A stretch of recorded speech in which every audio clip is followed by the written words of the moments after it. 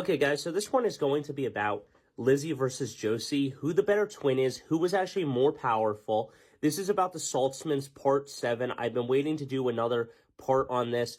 And personally, I just want to talk about some things before I go into all of this depth. First off, I think Josie is personally a bad person, in my opinion. She continues to talk about Lizzie behind her back. Penelope is like, oh, I'm going to make everything bad for Lizzie because Josie is like always putting Lizzie above her own needs. But it's like, bro, you are kind of the bad person. You got manipulated by dark magic. You saying stuff behind the back. You're lying to Hope about the stupid letter and crush. You drive a wedge between your sister and her by calling her witch bipolar behind her back. And then you continue to talk badly about your sister constantly. And it's just ridiculous that all of this is happening. And I personally do not understand how that, the disrespect towards that. Like, Lizzie grew as a character. For Josie, it's kind of the same concept with Peyton Sawyer. You stayed stagnant, okay? There are times in high school, this is why I hate high school relationships, regardless of what it is, because they're messy, you're hormonal from 15 to 18. Take that and put it with a vampire or a werewolf and put it together with heightened emotions. You're basically fucked at that point because you're completely all over the place as a horny teenager / vampire werewolf hybrid, whatever you want to call it.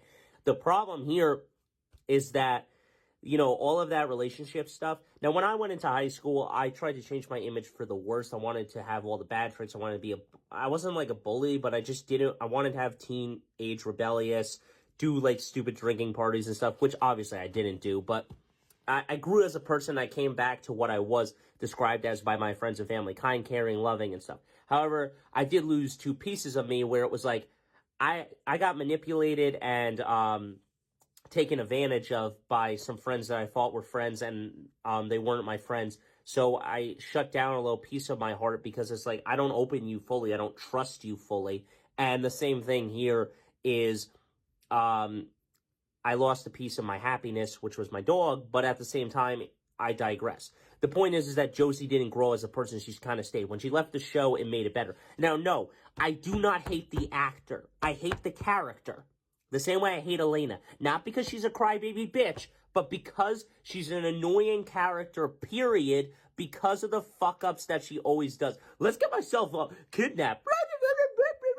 Oh, let's fuck up a plan so we can't kill Klaus. No offense. Like, I love Klaus and all of them, but there were times where I was, like, rooting against it. I was like, okay, I can't support this. Fuck that shit, like, to all of them. But yeah, just like your Aunt Josie, you're a bad person. You also got manipulated by Kai and used dark magic and everything else in between. You got manipulated by Clark and, all the dark magic stuff. And ultimately, I just could not understand it. Now, going into the dark magic sword, let's talk about the black magic sword. When Josie grabs the sword, she feels the pain of the sword. Now, there are 2 other times I want to talk about where the dark magic severely injures Josie. It's when she uses it and she gets like a black, I don't know what it is, like a rash on her arm. And it happens to Lizzie as well because they have like that twin relationship stuff. So that's one thing. The other thing is that when Lizzie gets injured, like, I want to talk about Lizzie first as well. The other time that Lizzie gets injured with like the dark magic is when she's in the prison world, but that was already because she was already dying because she had like a wound of blood and stuff in a car crash accident. So that's the only other reason that she can't handle the dark magic. Other than that, when Josie grabs the sword, she struggles against the dark magic before she's siphoning it. There's one scene before she's siphoning. When Lizzie grabs the dark sword, she has no problem with it whatsoever. So that is one thing.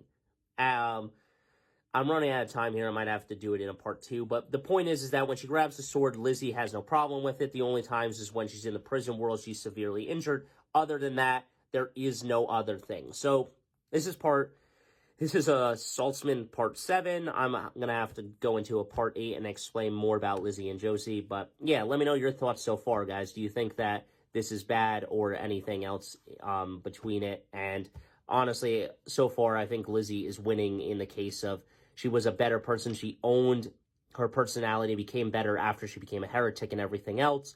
And even though she went after Hope, they forgave each other and they became better people. As I've said before, the common denominator, when Josie's there, Lizzie and Hope can't be friends. And when Lizzie is there, Josie and Hope can't be truly friends. So it's like you can't be friends with both of them at the same time. But yeah, getting manipulated. And again, the sword was probably one thing that proved that she had no problem with it. I am going to talk about the gods in part 8. So let me get to that, and I'll be back momentarily.